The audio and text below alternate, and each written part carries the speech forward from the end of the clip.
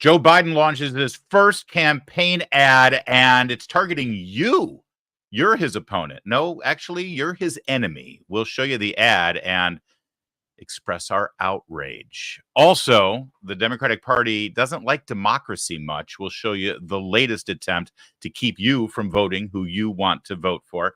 Also, it's an invasion on the border, and I don't think Nikki Haley quite gets it. Oh, and Vivek Ramaswamy versus a Washington Post reporter. It is beautiful.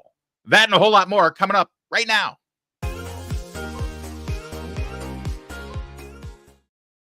I am Larry O'Connor with Town Hall Media, all across the Town Hall Media social media platforms and the Town Hall Media sites. That's Hot Air and Red State and PJ Media and Twitchy and Bearing Arms. And have we bought anybody else new lately? PJ Media, anybody?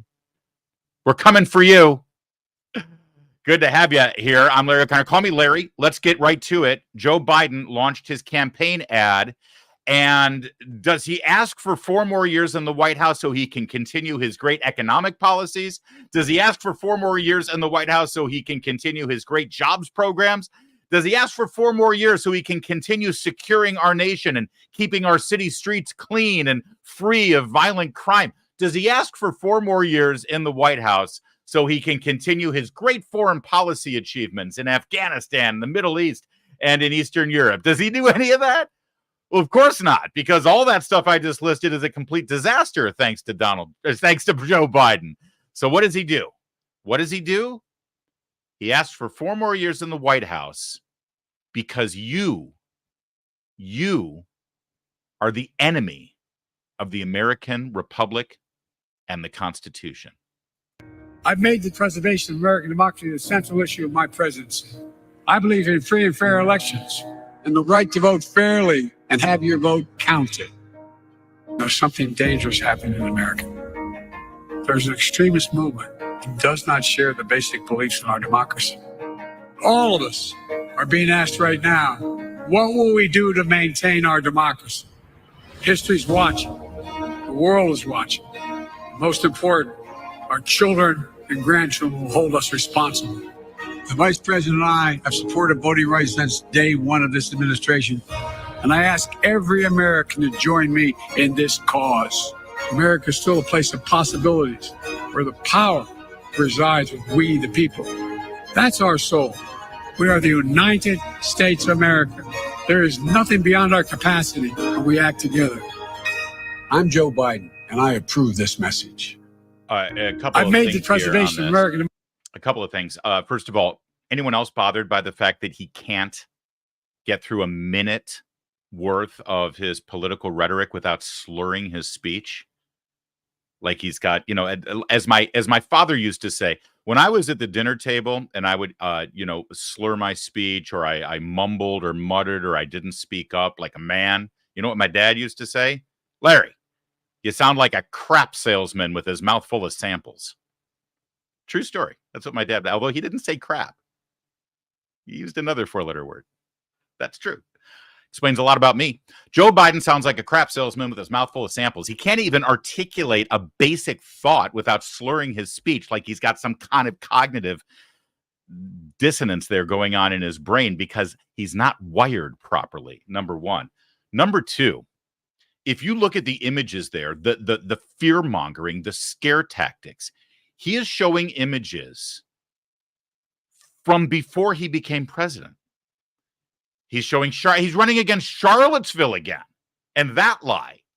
He's running against January 6th. He wasn't president in January 6th. You're right, Susan, on Facebook. He hates us. He hates us. This is the man who ran as the uniter. Remember, the great unifier. I'm Joe Biden. I want to heal this nation's wounds, and I want to bring us together because there's nothing we can't do. What did he just say? We're the United States of America. How does this unite? Elect me because Republicans are enemies of the democratic process in this country. It's despicable. It's hateful. It's divisive. It's typical of Joe Biden in his career, by the way. If you're just gaining up to speed on who Joe Biden is, this is who he has always been. He has divided this country, for his own pathetic, lamentable political career at every turn. Look at the Robert Bork hearings. Look at how he was in the Reagan era. Almost everybody agrees now at this point that Ronald Reagan was a top 5 president in American history. And guess who one of his chief opponents was during his entire presidency? This guy. This guy couldn't even get on board with Ronald Reagan when he had the opportunity. Look at the Robert Bork hearings. Look at the Clarence Thomas hearings. Ask Mitt Romney. When he ran for re-election in 2012 as vice president with Barack Obama, he said Mitt Romney was going to put black people back in chains. This is who he is. This is who he's always been, and he has nothing to run on. He has hate.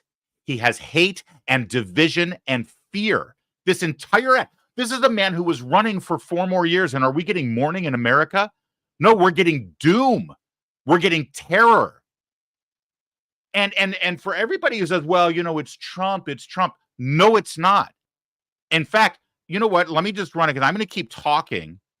So we'll just run it in the background here. You can watch it. Show me the moment you see Donald Trump in this ad. When he starts fear-mongering, when he starts talking about dangers in our country and why he's running, it's American people. It's voters, not Trump. It's you. That's who he's going after. By the way, he talks about how he's protected voting rights, and there's a concerted effort to undermine voting in America. You see how he's showing people here in line to vote at a polling place? You know how he defines a threat to fair voting in America? That those people about to go vote have to show a picture ID before they do it. That's what he considers a threat to democracy. Remember when he called the new election security laws that were passed in Texas and Georgia the first year of his presidency? He called them Jim Crow on steroids. That make Jim Crow look like Jim Eagle, which, by the way, makes no sense. These laws make Jim Crow look like Jim Eagle. I think what he meant to say is they make Jim Crow look like Jim Sparrow. But, his brain doesn't function properly. He's literally got brain damage. But that's what he calls an existential threat to our republic. The fact that these people lining up to vote would have to actually prove they are who they say they are. You're the problem as far as Joe Biden is concerned. Yeah, John, by the way, I know, I hear this all the time. It's not a democracy, it's a constitutional republic. Yeah, I understand that. Just to be clear here, though, yes, we are not a democracy, but we use democratic procedures to choose our representatives in this constitutional republic. And we Republicans, we conservatives, we Americans, we would like to make sure that that democratic process is secure and sound and free of fraud. That's why we ask for a voter ID. No, we are not a democracy, John, and thank you. But we do use the democratic process, and we better focus to make sure that the democratic process is safe. So he's running for re-election against you, not against Donald Trump, against you. And he's going to kick things off this Friday with a speech in Valley Forge, Pennsylvania. And what will the theme of that speech be? Well, the deputy communications director for his campaign appeared on CNN and gave us a little hint. Why Valley Forge for Saturday? Are you expecting a cold winter? No, we're expecting a very good winter come next November. But look, we chose Valley Forge. George Washington, as you just said, unionized colonies there and brought them all together. And then he became president and set the precedent for, a peaceful transition of power, something that Donald Trump and Republicans refused to do just as late as yesterday. And we believe that they pose an existential threat to democracy. And over the last 4 years, that threat to democracy has only grown. So a couple of things here. First of all, understand what he just said. Republicans are an existential threat to democracy. Republican, not Donald Trump, not Rudy Giuliani, not Roger Stone. Republicans, the great uniter. This is the message from his campaign. Republicans are an existential threat to democracy. Number one. Number two, Valley Forge. You think Valley Forge, you think of two things. Well, you think of three things. You think of snow, you think of the Continental Army, and you think of George Washington. Democrats, last I checked, are tearing down statues of George Washington every chance they get. They hate George Washington. They revile George Washington, but they'll use him as a prop if they can hammer you. If they can beat themselves on the chest and say, I'm patriotic, I'm following in George Washington's footsteps, and if you disagree with me, then you're the enemy not just of the people and the country, but of George Washington himself. That's the message they're trying to send. When they're not tearing down George Washington, they're using him as a cheap, despicable political prop. Number two, the Continental Army in Valley Forge. Those men starved to death. They had smallpox. They didn't have equipment. They didn't have blankets. They didn't have shoes in the winter. And they persevered through that winter so that they could take up arms and beat the strongest, mightiest fighting force on the planet, the British Army, so that we could have our independence. And do you think they fought like that so that Joe Biden could be president? Yeah, he's using their memory, their sacrifice, their despair, their lives. Valley Forge is a sacred place. People died there. And he's using their legacy for his own cheap, divisive political tactics. What a despicable human being this president is. And finally, the winter. The third thing we remember Valley Forge about, right? Washington, Continental Army, winter. It was the worst winter, right? That's all anybody remembers. What a terrible winter this is, but they persevered. So as you just heard, the speech is scheduled for this Saturday, January 6th, to mark the anniversary of the insurrection, right? Well, they just recently now had to reschedule it. They've rescheduled it to tomorrow, Friday, instead of Saturday. Why? Because there's a snow front moving in. And it's going to be a little too cold and a little too snowy for little Joey Biden to give his speech. He's scheduled it for January 6th in Valley Forge. Valley Forge is known for this incredible winter that our Continental Army persevered through. He's using it as a prop, and he can't even do it with a snowfall going on. He had to reschedule because he's so delicate and fragile. What a jerk. Oh, by the way, this is not the first time he has used a remnant or an icon, a national monument of the Revolutionary War to divide this country and to point the finger at you as the enemy of our Constitution. Let's not forget, he gave this speech in front of Independence Hall, warning of the growing fascism in this country. I mean, look at him with the red light, blood-drenched landscape behind him of Independence Hall with clenched fists shouting like a madman. Who's the fascist in this picture? You, for wanting to make sure that we've got a secure election? Look at him. He's Joe Mussolini, not Joe Biden. And he continues to do this. These landmarks of American freedom he uses as political props. And he claims he's the one who's protecting this country. He says that he's the one who's fighting back against an existential threat to our Constitution and our republic. Well, let's check the scorecard on that, shall we? Because last I checked, it was Joe Biden who utilized the Justice Department and laws that have never been enforced against a former president, let alone a current candidate for president, who's, by the way, leading in the polls, his chief political opponent. He's the one who's using the Justice Department and laws to throw him behind bars and prosecute his chief political opponent. He's the one who's trying to twist the Constitution to keep Donald Trump not just from being president, but from keeping you from being able to vote for him. Yeah, he's all for voting rights, and yet it's he and his party who's actually trying to keep Donald Trump from the ballot in Colorado and Maine. They don't even want you to have the ability to vote for him. Not because they fear Donald Trump, it's because they fear you. And by the way, last I checked, this just in, Joe Biden teaming up with the state of North Carolina have just now made it so that he is the only person on the ballot for their primary. If you're a Democrat in North Carolina and you go to vote for your candidate, for your party, your nominee, you have one choice, Joe Biden. Marianne Williamson is not very happy about that. She tweeted out a statement saying that she's running for president, you know. So is a guy named Congressman Sean Phillips, I believe his name is. Or is it Dean Phillips? Yeah, Dean, that's it. And Cenk Uyghur. All three of them are very upset that North Carolina won't allow their names on the ballot. Again, this is Joe Biden and the Democrat Party trying to protect democracy, making it so that Democrats only have one choice when they go to vote. That's pretty authoritarian. That's banana republic stuff. It got so bad that Robert F. Kennedy Jr., I don't know, last I checked, the Kennedy name meant something for Democrats.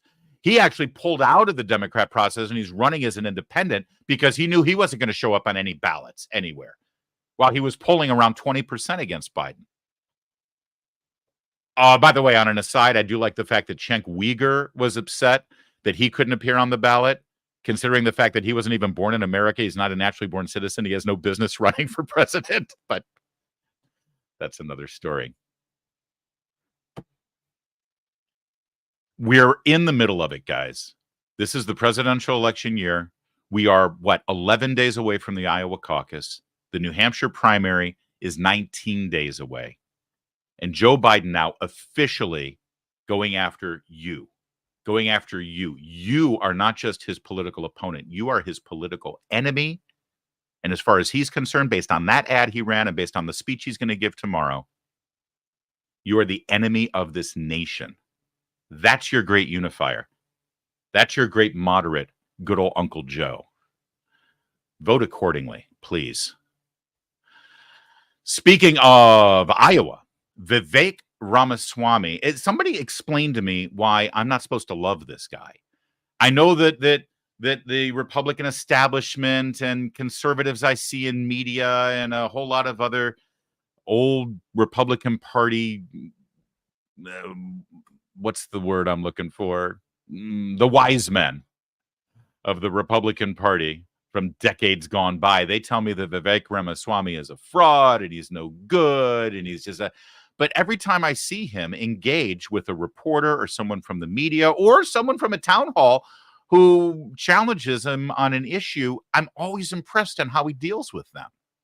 Meanwhile, those great wise men also tell me that Nikki Haley is a rising star of the Republican Party, and I ain't buying what she's selling right now. We'll show you Nikki in a minute, but watch Vivek Ramaswamy. This Washington Post reporter does this trick. They all do this, right? Will you condemn white supremacy? Which is, it's a trap question, by the way. And it's like, I know everyone's saying, well, why don't you just say what that? Here's why you don't say, yes, I'll condemn white supremacy. Because you're not a freaking puppet on a string that just responds and goes and plays fetch every time a reporter demands that you do it, right?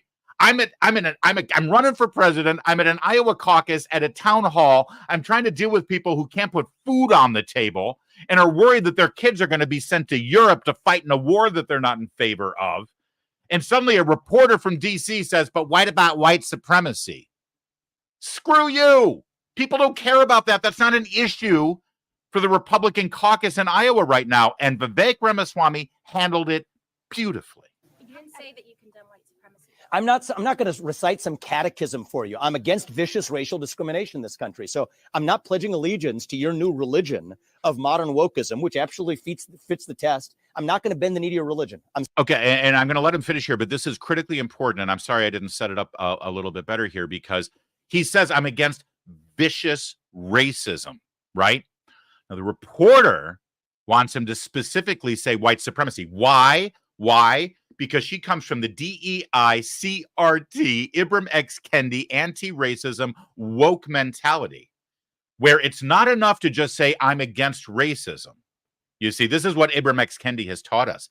Oh, saying that you're not racist and you're against, that actually proves you are racist. You see, in their minds, there's only one kind of racism. and that is white supremacy, right? And anyone else in this country or really on this planet is incapable of being racist. Now, Vivek Ramaswamy, who last I checked isn't white, isn't going to fall for it. And instead he says, I'm against all racism, every kind of racism, which used to be a value that America embraced.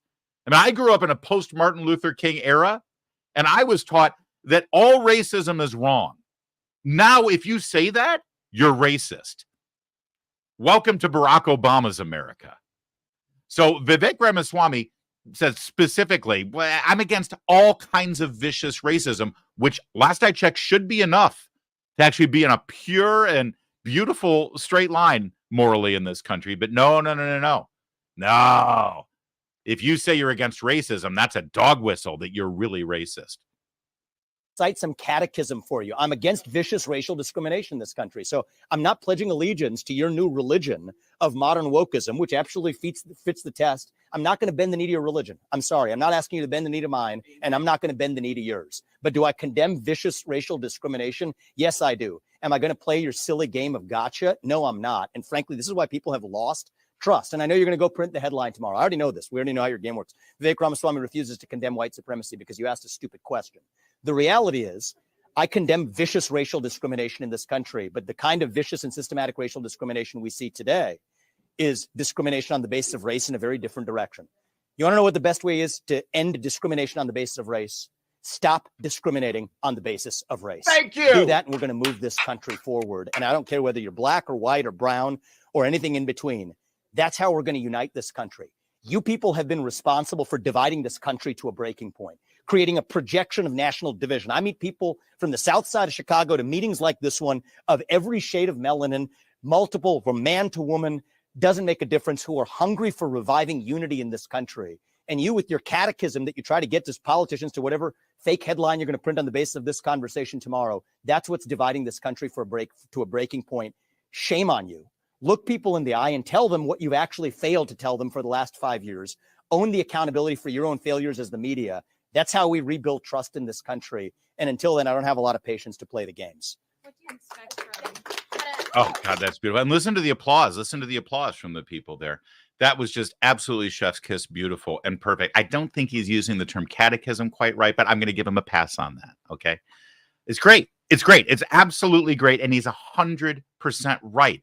That is because will you condemn white supremacy? Well, I condemn all vicious racial discrimination. Headline the next day, Vivek Ramaswamy refuses to condemn white supremacy. This is all they care about. And they want to make sure that they drive the narrative of the campaign instead of the candidates. They're not reporters. They're not reporters. They're activists trying to help their candidate of choice. And by the way, he just said, I know what you're going to do. I know what you're going to do. Okay, well, let's prove exactly what he was talking about. Here's the reporter from the Washington Post, Meryl Cornfield. And she does exactly what Vivek predicted she would do. She goes to Twitter. She goes to X. I asked Vivek if he condemned white supremacy. And he said, stop picking on this farce of some figment that exists at some impact. He's making this whole thing.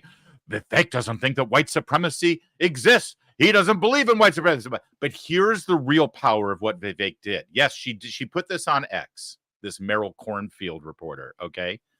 By the way, not for nothing, I don't know much about her, but I do like the fact that she has been assigned to cover the Iowa caucus, and her last name is Cornfield. That's pretty cool, okay? So Vivek calls her out. Says, I know what you're going to do. You're going to write this headline. Go ahead and do it. But the American people see through it. We're done with your games, right? So she goes to X. She puts it out there. But check this out, guys. Here's her byline over at the Washington Post. This is all the articles that she's written recently and a very nice shoe ad, by the way. Guess you know where I browse now in my free time. I'm looking for clothes. Look at her headlines. She's got an article from January 1st about Nikki Haley. She's got December 3rd. But from yesterday, all she's got, she didn't have anything. She's got an update here on the Iowa caucuses, but it's an article that is lumped together with a ton of other updates from the campaign, as you can see here. So he preempted her. He preempted her from doing that. She didn't write the story, because he called her out on her ahead of time. I like his style. I like when he does this. Yes, I know he's imperfect. For God's sake, he's 36 years old. He's never run for office before. But when he goes after the media, when he can reach out to people at a town hall who try to challenge him on transgender issues, and he can actually articulate the position very well with compassion, but firmly, I like it. What's not to like? All right, moving on. Elon Musk is deeply concerned, as well we all should be. He retweeted this video from former Congresswoman from Texas, Mayra Flores, showing this video of the latest caravan. I love that they call it a caravan of illegal immigrants making their way to the southern border. And I want you to see the video itself here. Stand by, because it's, well, look at what they're chanting.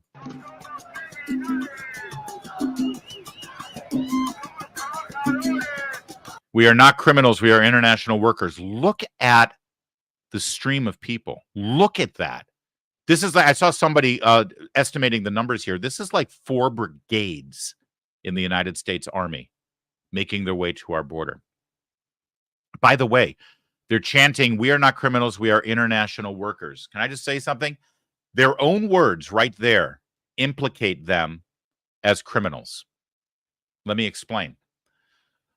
When they cross our border, the only way they're going to get into our country is to claim asylum, right? That's the big loophole right now that they're all using. The left loves it. Democrats love it.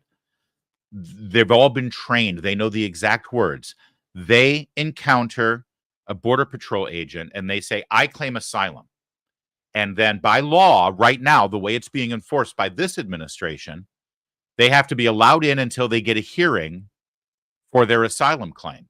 And right now, there are so many of them in this country, by design. They flooded the country, and the Democrats have allowed it to happen by design. There are so many that their hearing for asylum, in some cases, are dated 8 years from now. And they're allowed to stay in here pending that hearing, if they even show up to the hearing. Now, what does this all mean in terms of me making the claim that they're proving that they are criminals by chanting they're international workers? Well, here's what I mean. In America, there are certain reasons why you can legitimately claim asylum. You can claim asylum for religious persecution. You can claim asylum for political persecution. You can claim asylum if you come from certain regions that Congress has designated to be disaster areas because of a hurricane or because of a earthquake or some other natural disaster, and you're seeking asylum because of that national disaster. There's like, here's what you can't claim asylum for. You can't claim asylum for economic purposes. You cannot come to this country and say, my country has no jobs. We have a lousy economy. I want to come here and I want to make money. No. That's not a legitimate reason for asylum. You get sent away. You're not allowed to come here. You're not allowed to seek asylum if it's just for economic purposes. What are they chanting? Are they chanting, we're not criminals, we're oppressed because of our religion? We're not criminals, we're oppressed because of our corrupt government. We're not criminals. But no, they're not saying that. We're international workers. They're claiming they're admitting that they're just coming here to take jobs. And if they claim asylum, they have immediately broken the law. They are, in fact, criminals.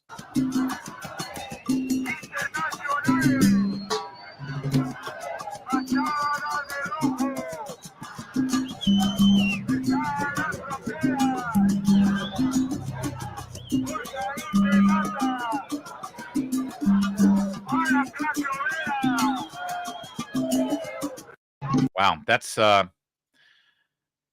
sounds pretty Marxist, doesn't it? And by the way, that checks out because a majority of the people who are crossing right now, based on the last demographic data, are coming from Venezuela and China, which doesn't make a lot of sense because those are communist countries. And you would think that the Marxism is so strong there that it's like a utopia in their countries. Why would they have to come here? So Elon Musk is right to point this out. What's the understated way he put this? Yeah, the public should be made aware of this. Yeah, we are being made aware of it, not because of the mainstream media, by the way, because of right of center media outlets and over the top media like you're watching right now with streaming news. So it's pretty obvious what's going on there, and it should be pretty clear to any national leader, especially a Republican, exactly what the existential threat here is. That is, of course, unless you're Nikki Haley. Now, this is a throwback video from a few years ago, but as far as I know, she has not changed her tune on illegal immigration. Here's Nikki Haley's view of those people you just saw. But let's keep in mind, these people that are wanting to come here, they want to come for a better life too. They have kids too. They have a heart too. So we don't need to be disrespectful. We don't need to talk about them as criminals. They're not. They're families that want a better life, and they're desperate to get here. Yeah, okay, couple things here, Nikki Haley. First of all, when your main focus is whether we're being disrespectful with our language or not, you're sort of missing the plot. We're well past that now, okay? Because Nikki Haley's concern is if you are being disrespectful with your language, rather than the people being respectful of our laws as they trample and trod across them as they spill across our border, number one. Number two, I'm sure that there is a certain number of desperate families who are coming here for a better life. Okay, she didn't address what I just addressed, which is they may want a better life, but they can't come here illegally and then claim political asylum because that's not a legitimate cause for asylum, number one. Number two, what about all of the people who follow the law and try to come to this country legally who want a better life? How is this nightmare of illegal immigration fair to the people who actually follow the law? In fact, the way Nikki Haley's talking, why would anyone follow the law at this point? Also, you know who else is a desperate mother and father with children who are looking for a better economic life? American citizens. American citizens who have seen inflation skyrocket. American citizens who can no longer purchase a home because of the Biden economy. American citizens who were born here or came to this country legally. Where is Nikki Haley's concern and compassion for them? Instead, her outrage is against you because you're not being nice with your words, and her compassion is for the people who are breaking our laws. And one last thing. Has she seen the videos here of the people who are actually coming across this border illegally? Maybe 5% of them are women and children. The vast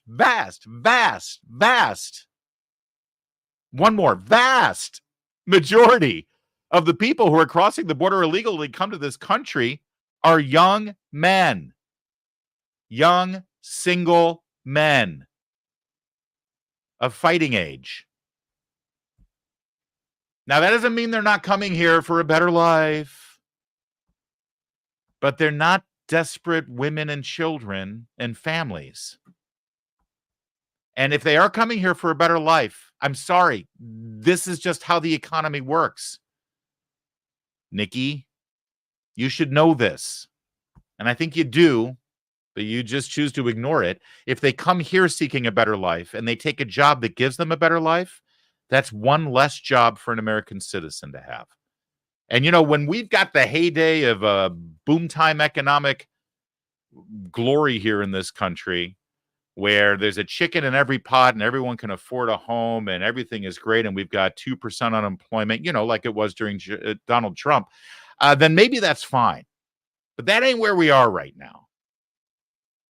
Nikki Haley's got to read the room. Ingrid says, this is particularly egregious to me. My family, oh, great. This is wonderful. My family came from Austria. We waited. We passed the test. We learned the language. We showed proof that we wouldn't be a burden to the country, that permitted us to become Americans. Becoming American differs from coming to America. Well said, Ingrid. Well said. Honestly, the most passionate people on the subject of illegal immigration are legal immigrants who have no tolerance for this. And Nikki Haley's main concern here is that we're identifying the reality that they are breaking the law and that this is a criminal act. That said, there is a dynamic here this election year that Republicans do need to address. we always used to talk about how the Republican Party was a big tent party, right? Big tent. And I want the Republican Party to be a big tent. I want everyone to be a Republican. I want everyone to embrace the core values of our Constitution and our freedoms and our liberty and our limited government, lower taxation and economic prosperity by getting the government out of our lives. And law and order, by the way, following the law, putting criminals behind bars, so that we Americans can live a free and happy life. That's the basics of what Republicans stand for. And I want everybody to be a Republican. They should be a Republican. What I just articulated used to be American values, not just Republican values. That said, Nikki Haley seems to represent a portion of the Republican Party that seems to be going in another direction. And I don't know how to reconcile this necessarily. I want to show you, though, this comes from Timcast, Tim Pool on YouTube. Timcast interviewed, they had sent a reporter out and interviewed this person who was at a Nikki Haley town hall in New Hampshire. And I just want you to watch this and say, I have no doubt this guy really is a Republican. And I wonder where he finds his political home if his candidate, Nikki Haley, doesn't win. Watch. Polls show Donald Trump will likely be the Republican nominee. If that is the case, will you support whoever the nominee were? No, I wouldn't support Donald Trump. I voted for Joe Biden last time. I would do the same again if that were the race. Is there something Donald Trump could do to win over your support from Biden if that were the eventual case? Not at this point. Absolutely. Is there something he did to especially sour you from him? There are a lot of things. That's a tough one to answer. But January 6th in particular, I think this is an election about democracy, and I would ultimately choose democracy over political issues, even though I probably align more with him on a lot of the issues. One last thing I want to ask you. There are some rumors that Nikki Haley may be his VP pick. In that case, what would you think, and could you support him if she was his VP? I wouldn't support him under any circumstance. And I would say the likelihood of her being his VP, I think, is really low. Tucker Carlson and a whole bunch of the right-wing media is already 100% against this. I don't see him doing it. I think her support of Ukraine is critical. It's probably the top issue of the election for me is on foreign policy at this point, on deficit reduction. I think she's miles ahead of Donald Trump on both. Absolutely. I know actually in the Republican Party, support for Ukraine is kind of divided 50-50. She's made the case for Ukraine out here today. Can you tell me a little bit more about what you think about the Republican Party being kind of split on this issue? I think she's 100% right. The invasion of Ukraine is wrong. It's divisive. It's unethical. And she stands on the right side of history. All right. So listen, I don't want to debate him point by point on this. It's kind of fruitless. He's, every American has the right to believe what they want to believe. The idea that the Ukraine issue is his number one issue. Or I saw a poll last week where they were doing end of year roundups. It's like they were going through a bunch of stories. And it's like, rate this story on a scale of 1 to 10 in terms of its importance and how much you followed it. And Ukraine was like a 5 out of 10, right? So for that to be your number one most decisive issue in the election, there's not a lot you can do about that, right? But one wonders how this election is going to shake down. I think we're seeing a shift right now. And there are a lot of people like this guy, if he truly is a Republican, who will find themselves in a new political home because of this and because of this issue. And I think this probably started in 2016. But here's the thing.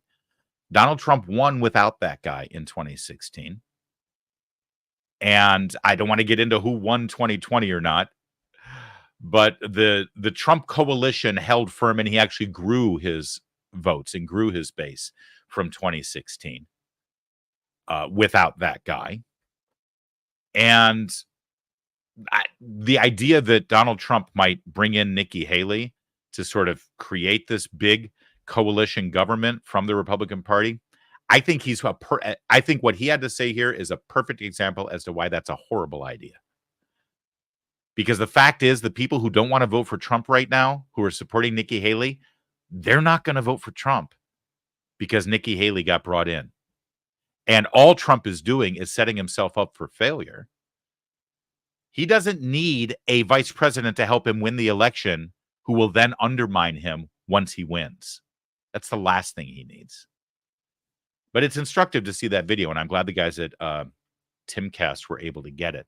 All right, speaking of the border, Mike Johnson, Speaker of the House, led a coalition of Republicans down to the border to talk to the Border Patrol, to investigate how disastrous things are there, and to push the fact that Joe Biden's agenda does not get funded. We're coming up against a funding crisis in about a week and a half. We might face a so-called government shutdown. And Mike Johnson is holding the line saying, you fix the border problem. And this isn't a money issue. This is an enforcement of existing laws issue. You do that, and then we'll start talking about funding the government for the rest of this fiscal year. He appeared with Jake Tapper on CNN, and Jake Tapper did what Jake Tapper always does. He towed the line for the Democrats. He towed the line for Joe Biden because he's a creature of the District of Columbia. And he started arguing with Mike. Imagine if Jake Tapper had this kind of energy and this kind of interest in debating an issue, not interviewing, but debating an issue with Nancy Pelosi or with Chuck Schumer or with Joe Biden. Watch. You're the ones in charge of asylum. And yes, President Trump or President Biden could do X, Y, or Z, but it's really up to Congress. When President Trump entered the Oval Office, he put in the Remain in Mexico policy. He ended the catch and release policy. He did the fundamental common sense things that stem the flow. It was down to a tiny fraction of what it is right now. Jake, 302,000 encounters at the border in December alone. It's the high. What the speaker just said there is critically important, and I want to make sure you all get it. No law was changed when Donald Trump came into office, and he put policies in place under the existing law and building coalitions and relationships with our partners in Mexico, Venezuela, Guatemala, what have you, to stop the flow. Now, to stem the flow, I should say. Of course, it didn't stop 100%, as you're about to see from Jake Tapper, but we didn't see 250,000 people a month crossing the border. It got brought down to a trickle because, number one, the message was sent, you come here illegally, you're not going to get carte blanche. And number two, you claim asylum, you got to remain in Mexico. You don't make it into America. That stopped human trafficking. It stopped the coyotes from charging $10,000 a shot to get people into the country. He built a wall to keep people from coming in illegally in most of the places where they were crossing in illegally without passing a law. See, Tapper set this entire thing up by saying, you're Congress, you have to pass a law about asylum. No, actually, they don't. The only difference between the Trump presidency and the 3 years of the Biden presidency is the president. No law has changed. And what Johnson just said there is incredibly important. This false narrative that this only gets fixed if we have comprehensive immigration reform through legislation and a coalition partnership of Republicans and Democrats, pardon me for saying so, bullshit. That is, in fact, bullshit. The Democrats will tell you that, and the media will tell you that because they want to twist the arms of Republicans to get asylum. And the last time they did that was in the late 80s. They twisted Ronald Reagan's arm. They finally got their way. The Democrats promised, give us asylum and then we'll secure the border. Yeah, how's that working out? And we will not be fooled again. That's not going to happen. The laws are in place right now. Lock it down and enforce the law as written. That's what Trump did, and it's what Biden refuses to do. Okay, I'll let Johnson finish here. Highest number in history, and it's going to continue because they're showing no inclination at all to change it. They have rolled out the welcome mat. By the way, this is costing American taxpayers billions and billions of dollars to house and feed and educate and give health care to all these illegals. If you're from one of these poor countries, why would you not make the journey? Why would you not submit your children to that dangerous journey? We don't know what's happening to them on the way. Yeah. This is a humanitarian crisis. We walk through the centers today, Jake. It would make the average American citizen cry to see what's happening here, and it must stop. Right, which is why some people are saying, why not pass the $14 billion supplemental bill that... By the way, some people are saying that. Joe Biden is saying that. He is literally parroting exactly what Joe Biden said Tuesday night when he returned from St. Croix with the lobster sunburn that he got because he fell asleep outside, or maybe he had some work done. People go to these countries sometimes to get plastic surgery. Set that aside for a minute. He was asked about the border, and he said, yeah, that's why they got to give me the money I'm asking for. So when Jake Tapper says, that's why some people are asking for $14 billion, the some people is the Biden White House. And there's Jake Tapper following his marching orders. Why don't you give Joe Biden what he wants? That money is not going to secure the border, as Speaker Johnson points out right now. That President Biden has put before you to at least try to help with some of these issues. That won't solve. That won't solve any of the problems no. I just articulated. Right, That won't do a darn thing. Well, No. I'm sure the people in the Border Patrol agents that you're with think it might do something, at least in terms of making their job a little easier for the next month or so. No, actually they don't. They don't want the $14 billion? No. I just quoted to you the deputy chief of the U.S. Border Patrol, and he said he doesn't need more buckets. In other words, he doesn't need more personnel to handle the flow. He needs to turn the flow off. That's what we're talking about. This is not about sending more money down here. It's about changing the policy, and the White House seems not to understand that. Yeah, but I mean, even President Trump couldn't turn the faucet off, right? I mean, I understand your point that he did more than Biden did. He turned the flow down. Yeah, but it's not. It's the presidency. It's not a magician. But let me just ask you. It's a presidency. It's not a magician. That is the most disingenuous line of questioning from Jake Tapper. And I'll prove to you in a moment with the next clip to show you how disingenuous he is and how he's doing the bidding of the Democrats in arguing with Mike Johnson. And God bless Mike Johnson. Let me just be clear on who Speaker Mike Johnson is. I interviewed him a year before he became Speaker. And he told me in that interview that as far as he's concerned, what Biden has done on the border is an impeachable offense. He was ready to impeach Joe Biden a year ago over the border. Forget about Hunter Biden. Forget about all the other reasons you could impeach Joe Biden. He's ready to impeach over the border. He gets it. And he is not having any of it from Tapper. And he's handling him very well, too, by the way. He doesn't sound defensive. He's incredibly confident. He knows the facts. He knows what he's doing. Super impressive guy. And he's right.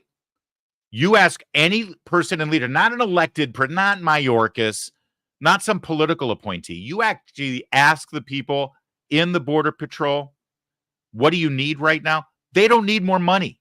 They don't need more people. What they need is to be able to do their job.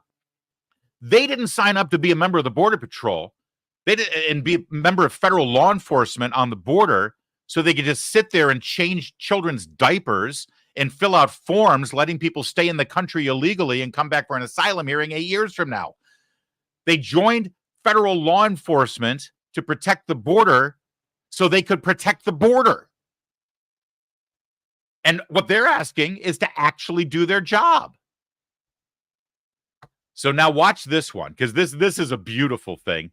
Again, Speaker Mike Johnson with Jake Tapper talking now about not just the flow across the border, but about who's coming across. And, there's a reason why Border Patrol and border security has been put under the umbrella of Homeland Security, right? This is the Department of Homeland Security, because our border is a national security issue. Millions and millions and millions of unvetted, undocumented people pouring into our border is kind of a national security issue. Does anyone here remember September 11th? And we know for a fact that there have been untold numbers of people who have crossed the border who are on the terror watch list. And so this comes up in the interview. Watch Tapper and watch Johnson. Jake, 7 million people have come into the country since Biden walked into the Oval Office. And that's a low estimate. Most people believe it may be twice that high. We have nearly 2 million gotaways that we know about, not to mention those who evaded capture. Over 300 known terrorists apprehended at the border trying to come in. We don't know how many evaded capture and detection. They're in the country, potentially setting up terrorist cells everywhere.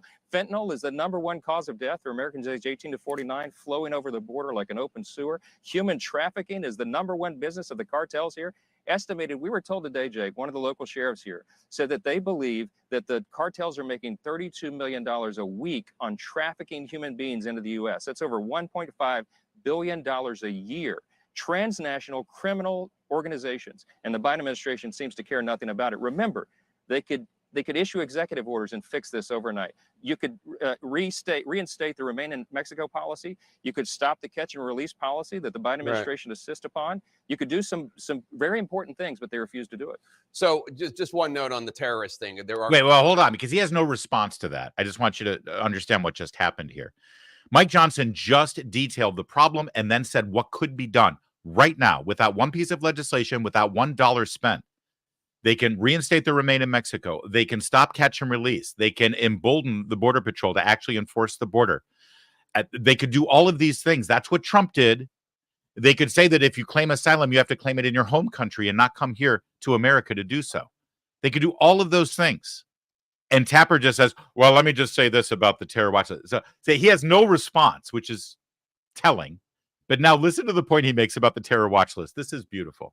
Aren't hundreds of known terrorists getting into the country. There are people whose identity have been flagged on a certain database. I just don't want people out there thinking that they're, 200 members of Hamas have flown into the country and we don't even know about it. It's a little bit more complicated. Jake, I'm not saying that it's not serious. I'm just saying these aren't necessarily terrorists.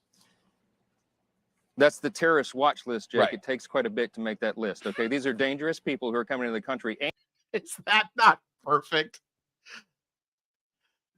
Speaker Johnson, yeah, we got hundreds of people who have crossed the border that we know are on the terror watch list. And Jake Tapper needs to run interference for Hamas? Well, I just don't want people to think that terrorists are coming in here. It's not like these are terrorists who are coming in. They're just on a database on a terror watch list. And Johnson's like, well, it takes quite a bit to be on the terror watch list, Jake. This is what they're reduced to. They're literally, and he kept saying, I'm not saying it's not serious. No, actually, Jake Tapper, that's exactly what you're saying. That's all they've got. It's not that bad. It's not really as bad as they're saying. No, actually, it's worse. It's worse. And good on you, Speaker Johnson, to do it the right way. All right, boy, my God, I've got more to say, but I'm pretty much done. That was fun. Good stuff. You ready? This is going to be a fun election year. We are so amped up and ready to go. We are psyched for this election year because this is the kind of crap we're going to have to deal with. And don't forget, Joe Biden is not running against Trump and he's not running against Republicans. He's running against you. Just look at his ad. We played it at the beginning. You're the problem. You are. You're the enemy.